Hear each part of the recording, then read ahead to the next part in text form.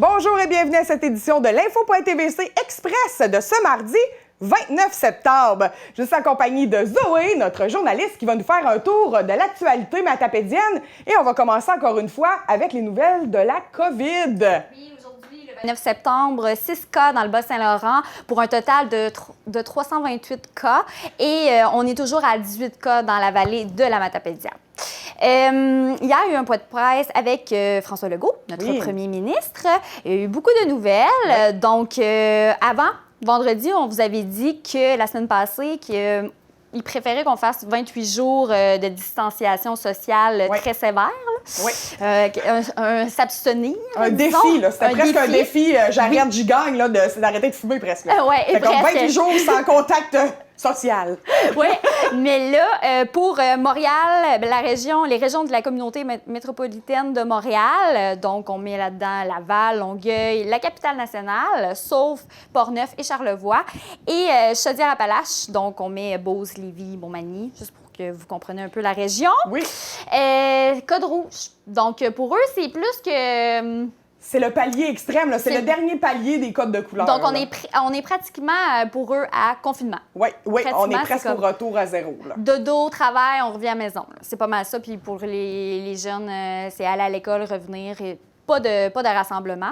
Pour eux, nous, on est orange. Nous, on est rendu orange. On sera orange demain, le 1er après-demain. Oui, tout ce que je dis, c'est à partir du 1er octobre, donc mercredi soir à minuit. Oui. Nous, on est rendu orange. Donc, Bas-Saint-Laurent et Gaspésie sont rendus orange. Oui. Alerte modérée qui appelle. Donc, rassemblement privé, intérieur, extérieur. On est rendu à 6 personnes. Donc, comme je disais la semaine passée, 6 personnes ou 2 ménages. 2 ménages, 2 familles. Donc, vous pouvez dépasser 6 personnes si vous êtes 2 familles nombreuses, par exemple. Oui.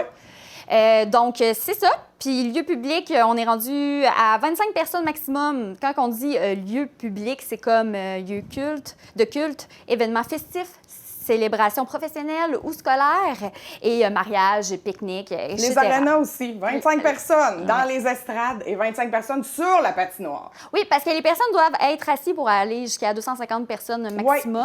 À l'aréna, il y a beaucoup de mouvements. Il y a beaucoup de mouvements. Puis, dans les salles de spectacle, on entend le soupir de Michel Coutu, le directeur de Mordicus, qui fait... Ah, je suis pas obligée de refermer ma salle. Oui. Justement, je l'ai passé en entrevue ce matin. On va en parler un peu vendredi. Vous allez voir l'entrevue vendredi. Parfait. Alors, 250 personnes maximum dans les salles de spectacle, cinéma, théâtre. Oui. Donc, c'est ça. Pour le code rouge, fermeture, code rouge, je rappelle, Montréal, Québec et Chaudière-Appalaches. Fermeture des cinémas, restaurants, bars. Donc, ça fait un peu plus mal, là. On remet sur pause notre vie sociale. Donc, on veut pas s'en aller là. Hein? La vallée de la Matapédia, là, on essaye le plus possible de continuer. Nous, ça va très bien. Ça fait quelques jours qu'on n'a pas eu de cas positifs. On continue d'appliquer les mesures, d'être à 2 mètres. C'est bien important, mettre son masque partout. Oui, le 2 parce mètres que ça fait possible. mal, parce que les commerces restent ouverts, mais pas les restaurants et les bars. Donc, eux sont fragilisés là, en ce moment. Ce moment-là. Donc, puis aussi déplacés seulement pour besoins essentiels qui vivent, comme je disais tantôt. Puis voyage entre les régions, je tiens à dire, c'est pas comme au printemps passé que les régions sont fermées. Là, non, c'est ça, il n'y a pas de barrage. Il n'y a pas de barrage routier, mais encore circulation le moins possible, juste pour l'essentiel encore. Donc, ça, c'est encore là, c'est pour le code rouge que je parle, mais... À la limite, vous avez un rendez-vous médical à Québec, oui, mais on va magasiner, non. Non, c'est pas mal ça. Ensuite, dépistage. C'est encore comme on disait la semaine passée. Oui. Je tiens juste à le redire. Allez pas vous faire dépister juste pour prévenir. Non, ils veulent vraiment qu'on y va seulement si on a côtoyé quelqu'un qui a été dépisté positif à la COVID-19 ou si vous avez des symptômes. Donc, pas par prévention, parce qu'on veut que ça roule. Oui. Donc, retour aux études, retour en présentiel. Au CEMEC, je pense, hein, oui. Zoé? La direction du Collège de Rimouski, ce qui inclut le Cégep de Rimouski, l'Institut maritime du Québec et le Centre matapédien d'études collégiales, DAMQUI, alors ici, a confirmé le retour à la formule d'apprentissage en mode hybride depuis lundi dernier, donc le 28 septembre hier, finalement. Et ce, en accord avec la Direction régionale de santé publique du Bas-Saint-Laurent. Tous les cours qui doivent être donnés en présence pourront l'être de nouveau, comme dans les laboratoires, par exemple, les ateliers de pratique, les cours nécessitant la manipulation d'équipements spécifiques, mais le reste, tout ce qui est théorique, c'est à distance, bien sûr, pour réduire le plus possible les contacts. Donc, la ville d'Amqui, on a un rappel de taxes. On savait qu'en début de pandémie, il y avait eu des congés de paiement, tout ça. Oui. Donc là, c'est le 3e versement. Oui, rappel du paiement du 3e versement des taxes municipales pour l'année 2020. Date limite le 30 septembre prochain, donc demain finalement. Les intérêts peuvent monter jusqu'à... les intérêts à partir du lendemain, donc le 1er octobre, c'est 15 par année du montant total. Donc, demain, la date limite. Réduction chez les Carrefour 50+. Donc, on offre les cartes de membres, mais moins cher que les années précédentes. Oui, 15 au lieu de 25 donc 10 de rabais, une réduction de 10 Puis le Carrefour 50+ regroupe, je tiens à dire, 147 clubs des 50 ans et plus et 20 000 membres dans le Bas-Saint-Laurent, la Gaspésie et les îles de la Madeleine. Puis ça fait 48 ans que l'organisme travaille à améliorer la condition de vie des aînés, à briser l'isolement et à défendre les droits des aînés auprès des instances municipales, provinciales et fédérales. Puis pour connaître les procédures de renouvellement, les membres doivent communiquer avec les dirigeants de leur club, tout simplement. Ensuite, Moisson Vallée annonce que c'est le moment de s'inscrire si on veut un panier de Noël cette année.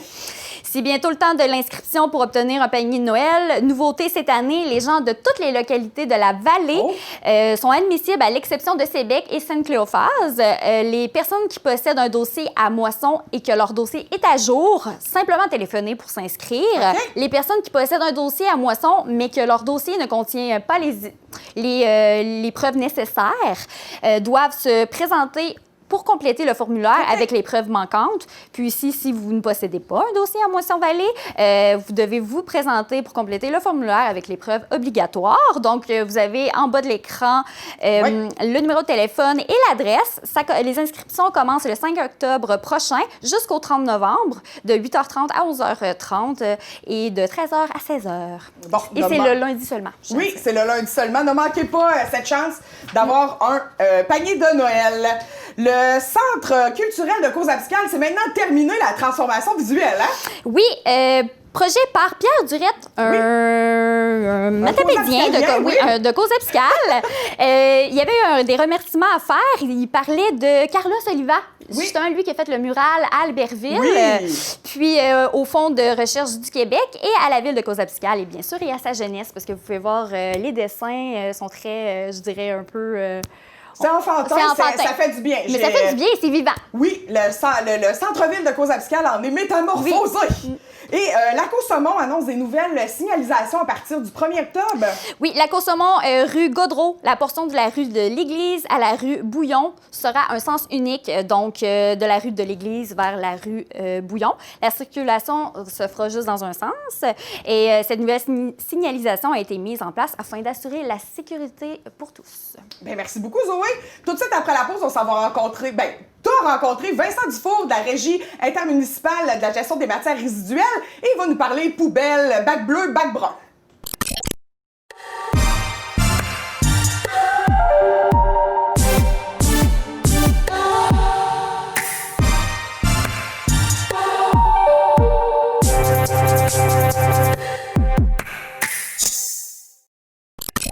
On est le 28 septembre après-midi et je suis présentement avec Vincent Dufour, le coordonnateur en gestion des matières résiduelles. Bonjour! Allô! Là, présentement, j'avais vraiment envie de te parler parce que j'ai l'impression que les gens de la vallée de la Matapédia sont un peu mêlés avec l'horaire des collectes des matières résiduelles. Dans le fond, ils ramassent la poubelle, le bac vert, le fameux bac vert, aux 3 semaines. Aux 3 semaines, voilà. En fait, ça vient d'une volonté qui a été discutée par rapport à l'ensemble des élus de la Matapédia à voir, à uniformiser la fréquence sur l'ensemble de la Matapédia. C'est aussi qu'on allait en appel d'offres par rapport aux collectes, donc en ayant quelque chose d'uniforme, c'était plus facilitant pour les entreprises de collecte, donc ça nous permettait d'avoir un meilleur prix. Et puis, ça fait partie d'une volonté de vouloir, en fait, faut repartir en 2015, quand on a implanté le bac brun. Le but du bac brun, d'aller chercher les matières organiques dans les déchets et de l'envoyer dans le bac brun, donc de réduire les quantités de déchets. En réduisant les quantités de déchets, donc, on peut réduire la fréquence de collecte des déchets. Donc, tout est dans une suite logique de ça. Euh, donc, le but de ça, c'était donc d'avoir une fréquence uniformisée pour la Matapédia et de réduire la fréquence. Ce qui a été choisi du côté des élus, c'est d'y aller avec une fréquence aux 3 semaines. Donc, d'y aller à chaque 3 semaines. C'est le genre de calendrier qui existe déjà dans la région. Peut-être pas qu'il existait dans la Matapédia. Même dans la Matapédia, on avait des municipalités qui collectent des déchets, ça faisait au mois. Je pensais à Albertville, par exemple. Mais aux 3 semaines, on ressemble plus à des calendriers, certains calendriers de la Métis, par exemple, ou même proche de Rimouski, où Rimouski, la collecte est aux 3 semaines durant une bonne partie de l'année, parfois même au mois. Donc, on s'en va dans une tendance là, qui a été adoptée par beaucoup de municipalités de réduire la fréquence de collecte des déchets parce que normalement, on a réduit les quantités de déchets avec le bac brun. Puis en même temps, ça sert aussi à lancer un message à ceux qui n'ont pas fait la transition vers le bac brun, faites-le. Évidemment, si on réduit les déchets, le but de ça, c'est aussi de dire, ben normalement, ça va dans le bac brun. Puis ça a été le message qui a été lancé, qui a été repris par les élus aussi dans la ville d'Amqui fortement, de dire, ben vous avez un bac brun, utilisez-le. Puis déjà, très rapidement, on a remarqué les gens, ils ont ressorti leur bac brun. Là, il a fallu se réorganiser dans nos publications, dans nos messages, même dans différents médias pour rappeler aux gens comment fonctionne le bac brun, parce qu'on a réalisé qu'il y a des gens que si en 2015, tu avais reçu ton bac brun, tu l'as mis dans le fond de la cour, puis là, soudainement, il fallait que tu le ressortes, mais tu n'étais peut-être pas tout à jour sur qu'est-ce qu'il y avait dedans et comment ça fonctionne. Donc, on s'est adapté en conséquence. Puis, évidemment, une des autres raisons aussi par rapport à une collecte aux 3 semaines, ben, veut pas, si on a besoin de collecter moins souvent, ben, d'un autre côté, on ne paye pas. On ne paye pas pour des collectes qui ne servent à rien. Donc, il y a aussi eu une économie là, de ce côté-là, que oui, on a fait un nouvel appel d'offres pour les collectes sur l'ensemble de Matapédia, mais en réduisant la fréquence de collecte des déchets, on allait chercher une économie qui était comparable à la hausse, dans le fond, parce qu'évidemment, au fil des années, c'est rare que ça coûte moins cher, donc il y a tout le temps l'inflation, donc qui était comparable à la hausse de l'inflation des coûts. Ce qui fait que ça venait que ça rajoutait un fardeau de moins là, aux contribuables. Donc, ça s'inscrit dans cette logique-là. Puis, en même temps, ça s'inscrit dans la volonté du gouvernement aussi. Puis c'est un pur addon, là, c'est un pur hasard. Mais oui, mais moi, j'avais lu que le gouvernement du Québec récompense les municipalités qui réduisent leurs déchets, finalement. Ben voilà, en fait, non seulement récompenser. En fait, comment ça fonctionne, c'est qu'il y a un système qui s'appelle les redevances à l'enfouissement et le programme de redistribution des redevances à l'enfouissement. Comment ça fonctionne, c'est que dans le fond, sur chaque tonne de déchets, on paye un montant d'argent, une redevance qui va au gouvernement. Présentement, la redevance est à 23,50 $. Ça va au gouvernement. Et lui, après ça, prend cet argent-là. Il y a une partie qui va dans le fonds vert. Et l'autre partie est redistribuée aux municipalités en fonction des performances. Donc, moins une municipalité génère de déchets du côté résidentiel et du côté commercial, plus elle reçoit de ces redevances-là. Et d'ailleurs, dans la Matapédia, on est dans les municipalités, dans les régions les plus performantes du Bas-Saint-Laurent déjà, mais on a encore de la marge de manœuvre pour s'améliorer. Donc, déjà, c'est intéressant de voir que les efforts qui sont faits par les Matapédiens sont quand même récompensés quelque part parce que cet argent-là, les redevances sont redistribuées. Et là, c'est à penser que le gouvernement, le but de ça, oui, c'est par exemple, ça sert à financer, par exemple, la collecte du bac brun. Donc, on réduit les déchets, on en reçoit plus d'argent, donc ça finance un peu la collecte du bac brun. Et l'autre côté aussi, c'est qu'il y a la stratégie de valorisation de la matière organique qui est sortie cet été, dans lequel le gouvernement a émis ses objectifs assez clairs, qui dit pour 2025, 100% des résidences et des commerces du Québec devront participer au bac brun. Donc, dans le but, évidemment, on vise la réduction des déchets, mais on vise aussi la lutte au changement climatique, parce qu'on sait les matières organiques envoyées à l'enfouissement, c'est très nocif, ça régional les gaz à effet de serre qui sont très nocifs au niveau des changements climatiques. Là. Donc, et une des stratégies qui est mise en place, entre autres, c'est d'augmenter les tarifs de redevance à l'enfouissement. Que je disais tantôt, sont à 23,50 $, mais dès l'année prochaine, vont être à 30 $. Fait que déjà, l'année prochaine, on va avoir une grosse augmentation de nos coûts des déchets. Donc, ça, c'est un coût qui est modulé en fonction des tonnages. Moins on en génère, moins on paye. Et en plus on a de redevances. Et d'un autre côté, quand on utilise notre bac brun, mais le bac brun a un autre mode de fonctionnement qui, lui, est un fonctionnement, c'est une tarification par citoyen. Donc, de base, toi, moi, tout le monde de la TVC, tout le monde de la Matapédia, quand on est chez nous, on paye 10 $.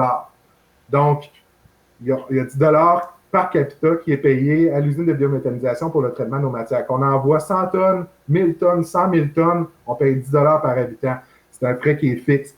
Donc, en réduisant nos déchets, qui est un taux qui est variable, on paye moins. Puis en utilisant notre bac brun, peu importe la quantité qu'on envoie, on paye le même prix. Donc, on est aussi bien de faire l'effort de transférer nos matières organiques qui sont dans les déchets vers le bac brun.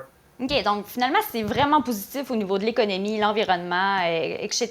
Et c'est bien aussi de voir que tout le monde s'enligne vers ça, tu sais, aussi le gouvernement, etc. Exactement. Bien, dans le fond, le changement, la modification au calendrier s'inscrivait dans cette lignée-là, qui implique plusieurs choses. Présentement, on est même, parce que les gens nous disent souvent, oui, mais les commerces, les restaurants et tout ça, ils n'ont pas le bac brun, eux. Mais on est tous en train de mettre ça en place. On en a déjà parlé d'ailleurs à la TVC. C'est notre collègue Anne Gauvin-Forêt qui est en train de mettre ça en place. Donc, ça va s'en venir pour 2021 aussi dans notre volonté d'aller chercher les restaurateurs, entre autres, les épiceries. Donc, on s'en va vers là. Puis pour avoir travaillé dans la restauration, je tiens à dire que même le recyclage, c'est difficile. Oui, bien, c'est tout ça qu'on travaille en même temps. Sauf mais c'est difficile pour eux, je dis pas que c'est pas faisable, ouais. là, mais on dirait que ça se fait. J'ai l'impression que c'est difficile, que ça se fait pas. Puis aussi, le compost, tu as tout à fait raison. Il y a beaucoup de gens, j'ai l'impression, qui avaient le fameux bac brun. Et aussi, j'habitais à Montréal avant, puis c'était la même chose. Tout le monde avait un peu... toute la ville avait donné un bac brun à tout le monde, mais personne ne l'utilisait, on dirait. Là. Il y avait peut-être une personne sur deux, j'avais l'impression, qui l'utilisait. En fait, même quand on regardait un peu, en fait, il y avait quand même un taux d'utilisation, effectivement, quand tu dis une personne sur deux, on est bon. Quand on avait fait des statistiques en 2017, on était à 50 % d'utilisation. Okay. Donc, c'est effectivement une personne sur deux. J'avais l'impression, je voulais pas... Puis là, évidemment, depuis ce temps-là, le taux augmentait, on a fait des campagnes. Mais des choses qui étaient intéressantes qu'on voyait, c'était aussi souvent, c'était des rues, c'était pratiquement une rue sur deux qu'on voyait. Où est-ce que tu avais une rue, le jour de la collecte, c'était rempli de bacs bruns, puis la rue voisine, il y en avait un ou deux. On trouvait ça spécial. Même dans le monde de la gestion des matières résiduelles, on dit qu'il y a souvent des leaders positifs dans une rue, que cette personne-là met toujours le bac au chemin, donc les gens suivent cette personne-là. Oui. Donc, on veut essayer de créer aussi ces leaders positifs-là, puis on invite les gens à être le leader positif de leur rue. Oui, vraiment. De suivre les collectes et de montrer l'exemple aux autres gens, aux voisins. Là. Vraiment, puis justement par rapport à ça, tu sais, comme par exemple, mes parents, je sais qu'eux, ils regardent les voisins pour savoir quand il faut mettre la poubelle, le compost ou le recyclage. Et c'est pas tout le monde qui le sait, je pense qu'il y a un service de rappel de collecte qui existe sur Internet, donc on peut l'avoir sur notre tablette, notre téléphone intelligent ou sur notre ordinateur. Oui, bien effectivement, c'est l'application Recollecte, en fait, qui est disponible au écorégie.ca. On a ça depuis 2018, donc on a implanté ça l'hiver 2018.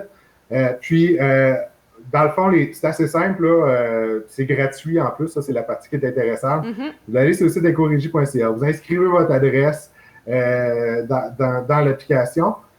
Donc, ça vous donne le calendrier. Puis là, vous pouvez inscrire un rappel. Vous inscrivez quand vous voulez avoir le rappel. Est-ce que c'est la veille par exemple, 4 heures, parce que vous finissez de travailler à 4 heures, comme ça, vous avez un texto. Quand vous arrivez à la maison, vous le mettez le bac au chemin.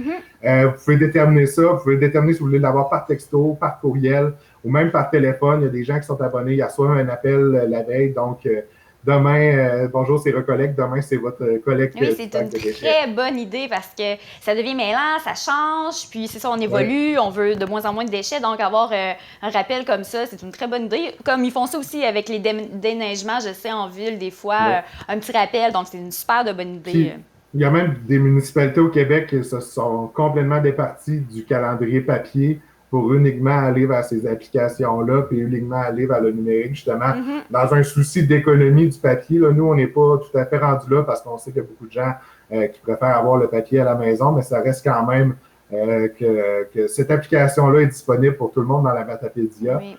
Puis l'application a un autre avantage aussi parce que oui, il y a le rappel de collecte, mais l'application offre aussi un outil d'aide au tri. Par exemple, vous avez, je vais prendre l'exemple de mon cellulaire ici. Vous avez votre cellulaire, le cellulaire est désuet.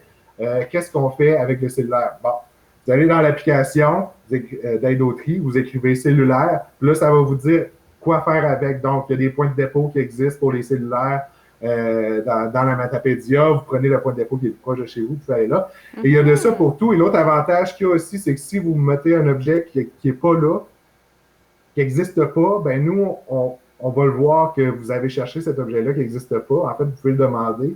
Puis à ce moment-là, on va pouvoir le rajouter. Fait que c'est quelque chose aussi qui nous permet de mettre à jour régulièrement la base de données dedans pour répondre le plus possible aux besoins des gens de la Matapédia. Très bonne idée. En finissant, vous êtes en train de travailler sur une multiplateforme qu'on appelle de gestion de matières résiduelles. Est-ce que tu peux nous expliquer un peu c'est quoi le projet? Oui, en fait, le projet, pour faire un peu l'historique de ce projet-là, c'est que ça nous est demandé depuis très longtemps. Les gens nous disent quand est-ce qu'on va avoir le retour du compost dans Matapédia?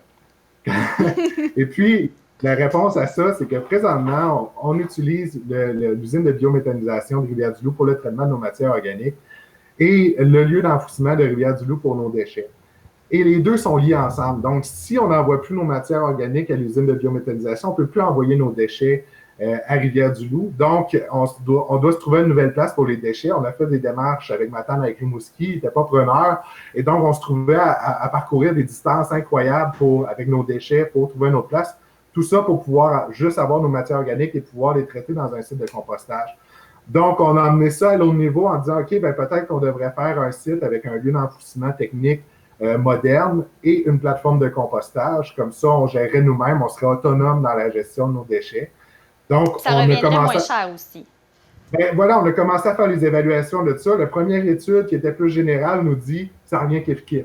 On dit, ça vaut la peine qu'on pousse un peu plus. Donc, on lance une deuxième étude dans laquelle on rajoute également un écocentre parce qu'on dit ce qui rentre au lieu d'enfouissement, si ça ne doit pas être enfoui, je vais prendre l'exemple de bois.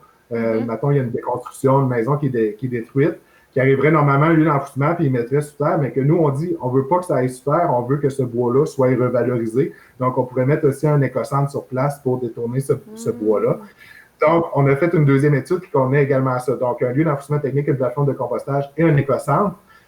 Dans des paramètres aussi qui nous permettaient de localiser grossièrement l'endroit.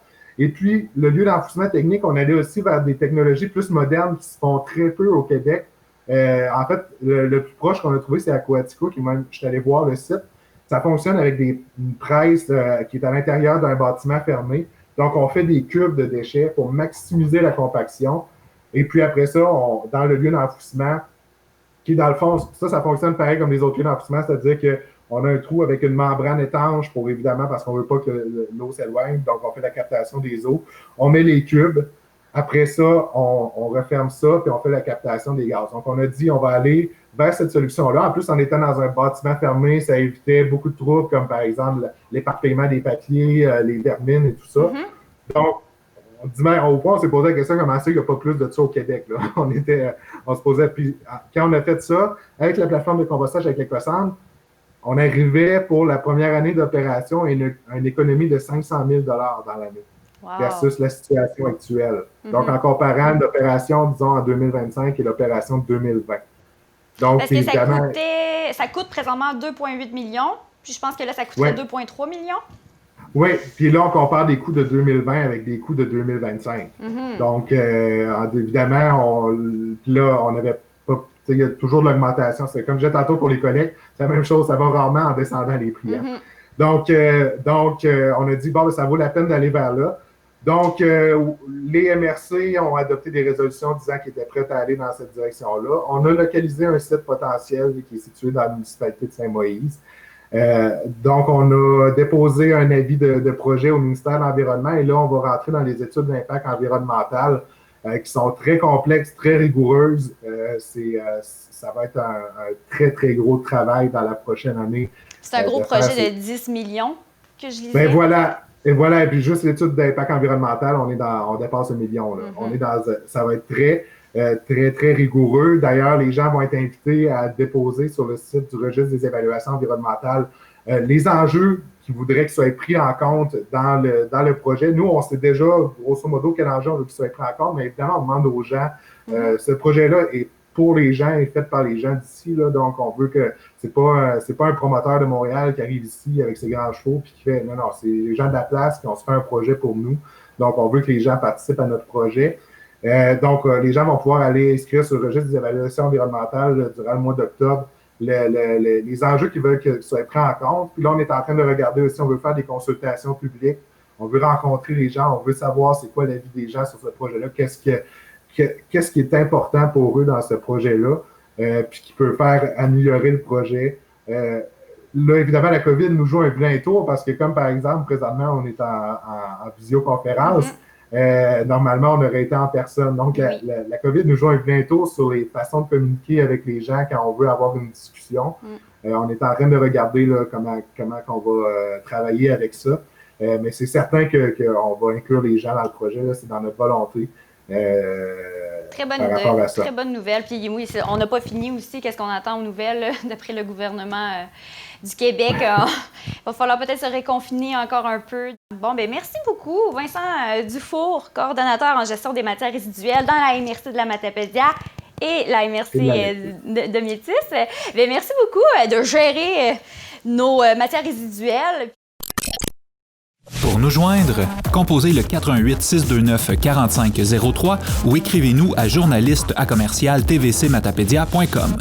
Restez à l'affût de toutes nos activités en nous suivant sur Facebook. Vous pouvez également regarder nos émissions en vous abonnant à notre chaîne YouTube. Informatique Barrest est responsable de l'entretien du matériel informatique de votre TVC. Informatique Barrest, vente et réparation d'ordinateurs, services commerciaux et résidentiels.